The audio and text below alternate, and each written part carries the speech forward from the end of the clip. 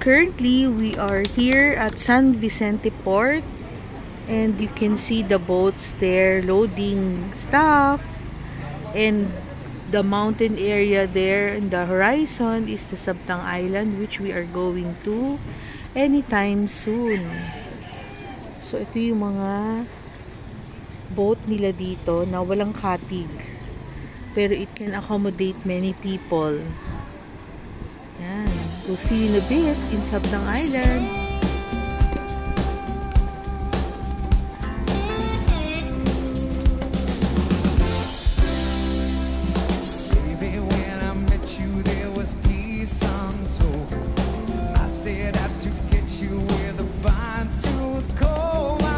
Pinalipat po kami ng bangka dahil nagkaroon ng trouble sa unang bangka, and look at the ingenuity of the Filipinos. Nagkaroon kagad ng bench, automatic bench. Kaya lang yung iba, nakatayo pa rin. So, medyo na-delay ang aming paglalayag papuntang Sabtang Island. It's okay. Para sure na safe. Tingnan niyo po, napaka-ingenious ng mga Pinoy. Nagkaroon na kagad ng habong boat. Kanina exposed sa araw. Ang husay, ang galing! Good job, mga kuya! Off we go!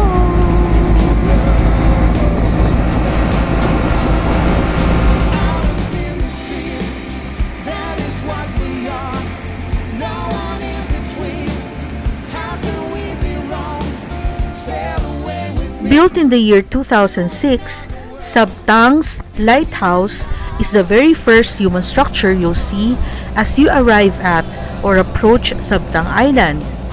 It stands 18 meters or 59 feet tall, overlooking the Balintang Channel.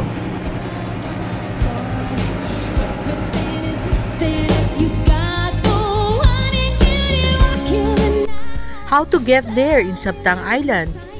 Just a short boat ride away from two ports, most notably Ivana Port in Basco on the island of Batan. Depending on the wave conditions, travel time on the boat is about 30 minutes. Nandun kami in the month of June, but as you can see, kalmado naman ang dagat. So, chismis lang, fake news lang yung sobrang taas daw ng waves. Safe naman! Welcome to Sabtang Island! Dito, Celestina Aguilar.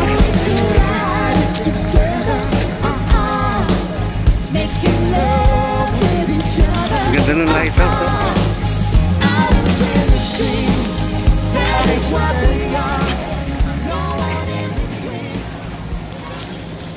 Dito sa Sabtang Port, may kita kagad ang Sabtang Central School, and may arch dito facing the water. That's Basco, and that is the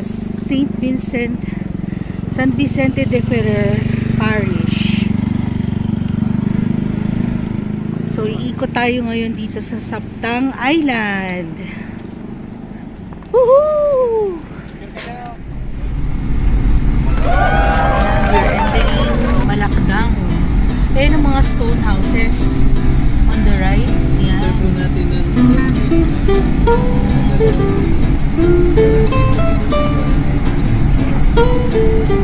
This is the Sabtang Island.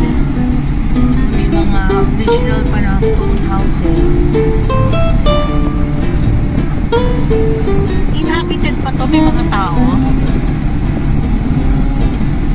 Yung police station, no? Stone house. Tapos ang kubong-kubon.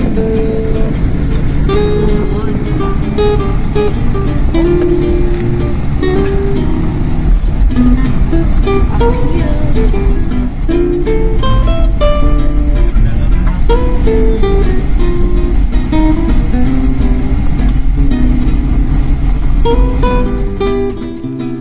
Ito po yung famous Morong Beach dito sa Sabtang Island. Kilala ito sa powdery white sand. Yan, no? Pino. And yung famous na hindi siya man-made, kundi God-made na arch. Kumbaga sa Taiwan, parang yellow Park. Morong Beach. Ganda pa.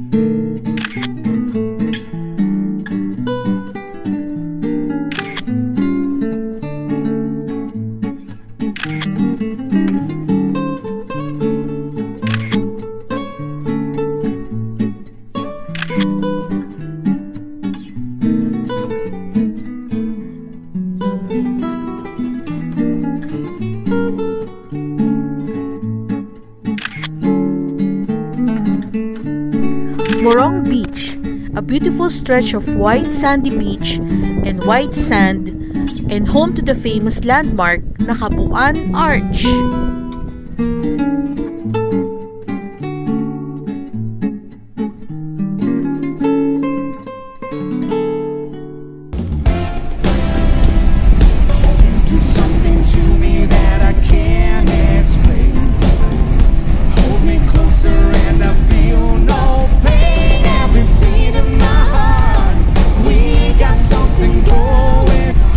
One of the highlights of our Sabtang tour is visiting the Stone House Village in Sabtang. One is Chavayan and the other is Savidug. Unahin na natin bisitahin ng Savidug Stone Houses. Making love with each other.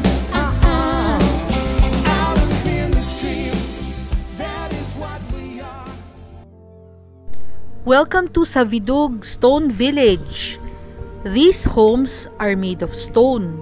Pero hindi bato lang ha. Coral rocks and limestone. O diba galing sa dagat? At ang mga bubong nila made of cogon grass. And these are very strong to withstand the harsh weather conditions in Batanes.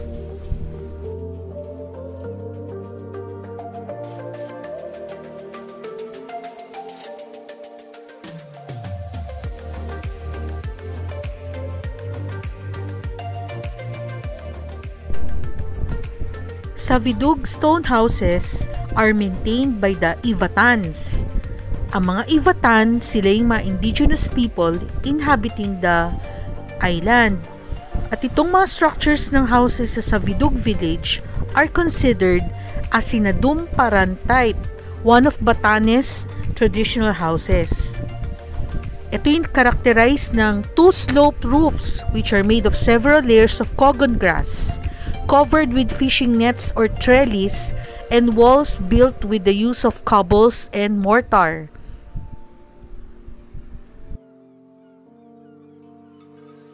Hi ate. Hello. Hi Totoy. Hi.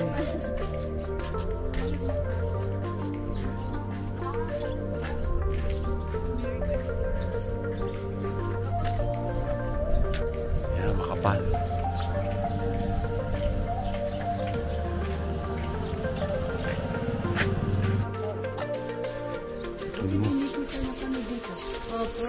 Maganda po itong lugar ninyo. Dapat nagbe-bless, di ba?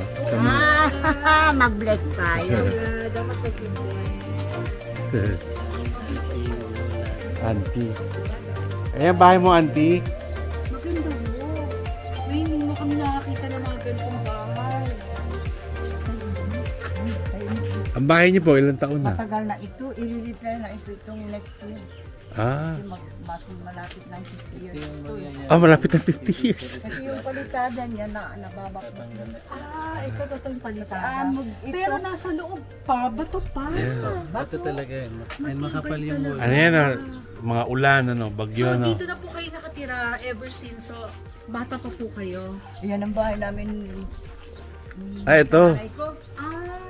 Tas, Ano yung asawa ko dahil yun, yung malaki doon na akong ginawa na namin ito na nag-asawa kami, pero mag-50 na ito. Kaya dapat ayusin na. Amog ito eh. Yung line po. Lime. lime. Lime. Oo. Parang corals. Hmm. Yung mga dead Parang yung ano sa buhol. Yung mga dead corals na sinuno. Ano pinandikit po? Yun po, yung Siyempre, line. lulutuin yung coral tapos haluin ang haluin. Ganun pala paggawa. Pag naghukay kami ng malaking fish, bibili ka ng tao yung dead coral. Tanig mo siya hanggang mapuno siya. Susunugin mo siya lang hanggang 7 days. Tagal pala. After 7 days po is malambot na yung coral. Para mas sticky siya, iiwanan mo siya na 1 taon. Then babalikan mo yon, mas sticky na yon. Nung naggawa namin ito, 6 months nung naano. 6 months. Wow. Mapapansin natin ang mga bahay dito, hanggang dito sa kabilang side. Walang bintana, walang pintuan, walang opening. Ba't ganon, Ian?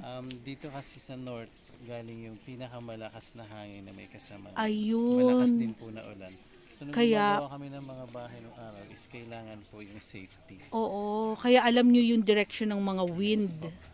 Para ready, no? Yung local term Typhoon. yan yung tinatawag namin Idawud. Idawud. Pag Idawud po is from the north po. From the north ang wind. Thank you for the information, Ian. Puntahan natin yung St. Thomas Aquinas. Sige. Ano siya?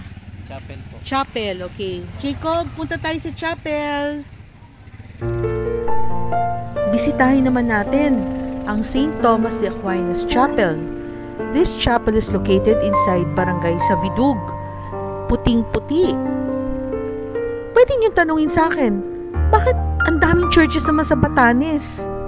It's because 97% of Ivatans are Roman Catholics. So po tayo sa St. Thomas Aquinas Chapel. Tuwing Sabado daw po ay minimisahan ito ng isang pare coming from Basco. Kaya ang misa nila dito ay tuwing Saturday. St. Thomas Aquinas Chapel. Pray muna tayo. O tingnan nyo naman kung saan kami nag-aura-aura. Ang tawag dito ay Old Beaterio or Old Priest House. O diba? Pak! Pak!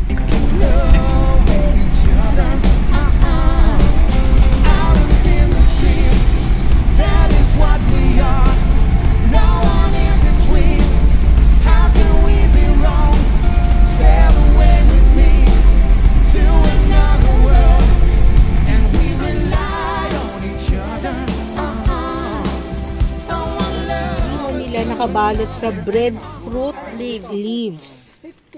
Yan. Tikman natin. Tote. Ano din, hindi masyadong matapa. Maglasing lang kayo dito. Ano to? Ano siya? Fruit po siya. Wild berry. Wild berry. Ito na lang. Let's taste the alunot wine.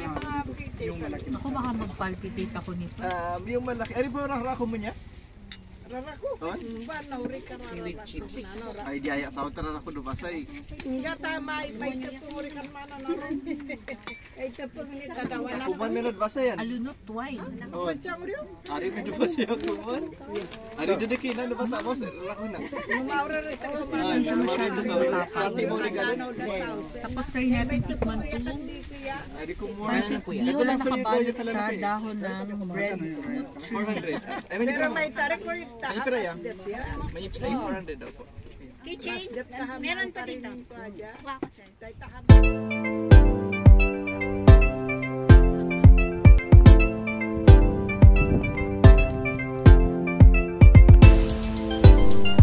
Our favorite spot here in Sabtang Island is this Tinian Viewpoint. Spectacular!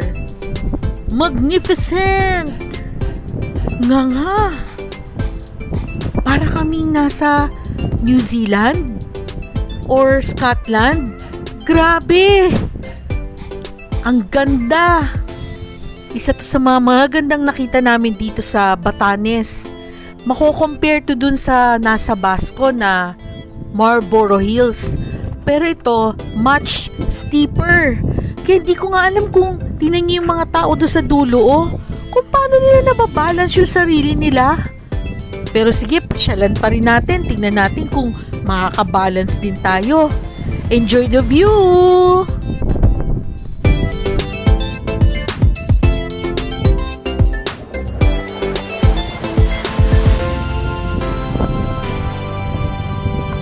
Pawis na pawis ka na kaya. Init eh.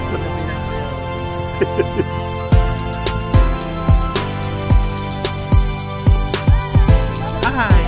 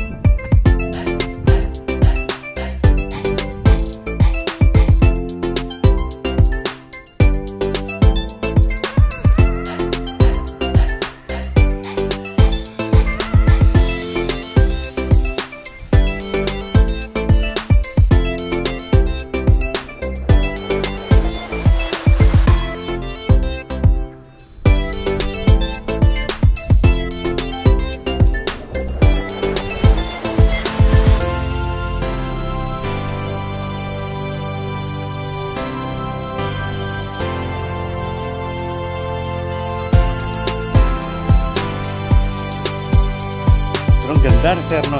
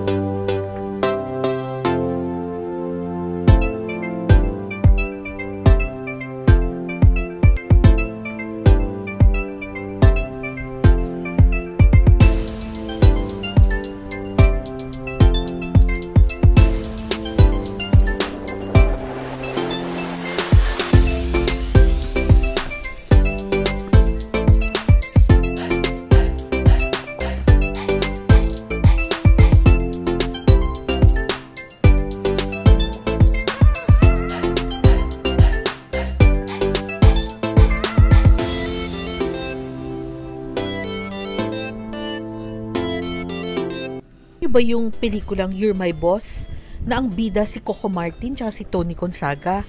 Eto yun eh, eto yung lugar na yun, yung eksena na yun, nakatingin sila sa dagat, may malaking bato, eto na makikita na natin, yun, yung batong yun, ayun, malapit dun sa baba, ayun, yun na yun.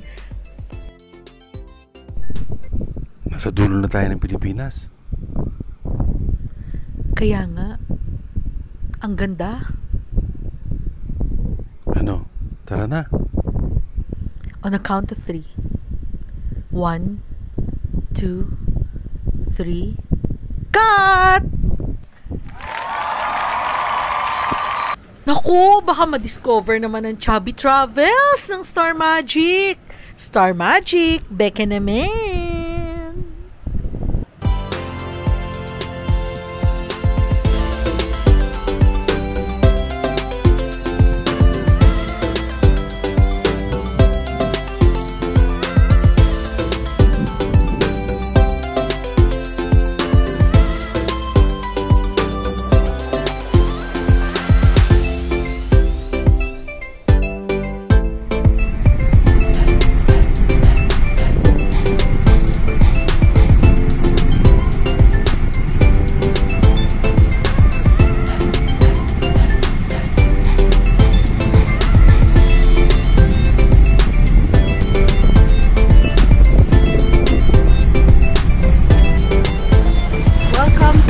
Chabayan Village. So walking tour. Barangay Chabayan.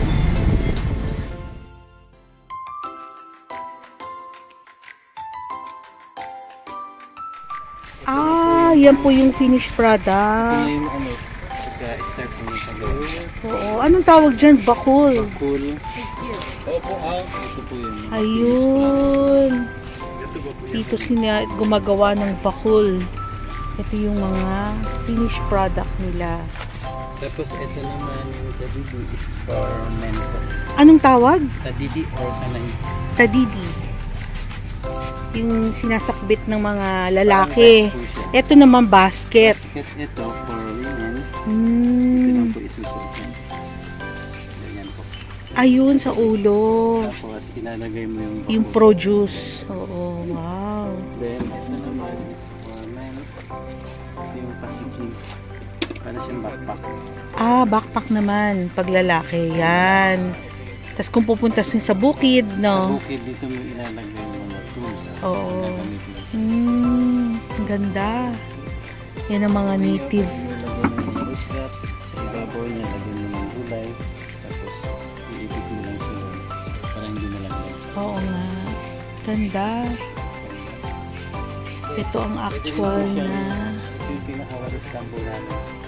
Ayan ang walis tambo. Yung dahon din po siya ng wild candy. Oo nga no. Nakakabili niyan. Opo. Dito lang sa Sabtang Island. Tinatawag nilang Tubho tea. Local herb name is Tubho? Tubho. Ito ay endemic dito sa ano, sa Sabtang Island. Sige, tikman natin, te. Tikman natin. May free taste. Baka madumihan yung bag mo.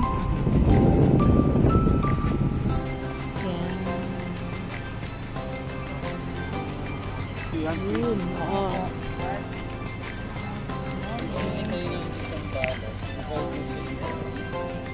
Paano luto nito, te? Namin mamaya. Take out po. I-take out na lang natin para mamaya. Yan ang biko ng Batanes, Sabtang. Tsaka kamote Q. Sige kuya, under ka lang. Yan ang, anong pangalan ng Santa Rosa de Lima Chapel. The only chapel po sa Batanes na may kugon roof. The rest po is pinalitan po ng yero. And karamihan po ng chapel po is bago. Ito, binild siya ng 1959. Wow! Tibon.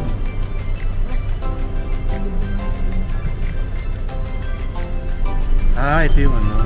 Yan yung kissing stone na sinasabi. Ah, kissing stone. Ah, nagkikiss. Kaya mukha nagkikiss na. Casing stone. Nagano siya, muwa chup chup. Magano sana dito mag-picture, kaya lang. Init na. Meh! Meh! Aba, nakikipag-usap po. Meh! Oh, nasagot. Territory. Siya sumagot. Nakatingin talaga eh.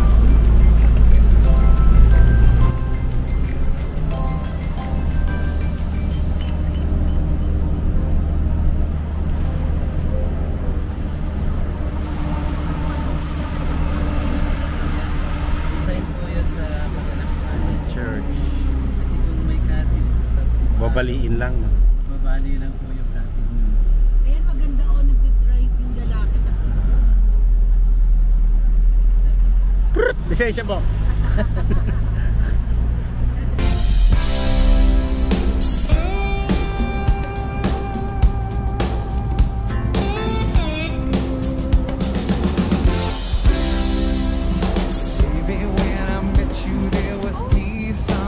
Eh, ano naman eh. Matanghalian na eh. Oo.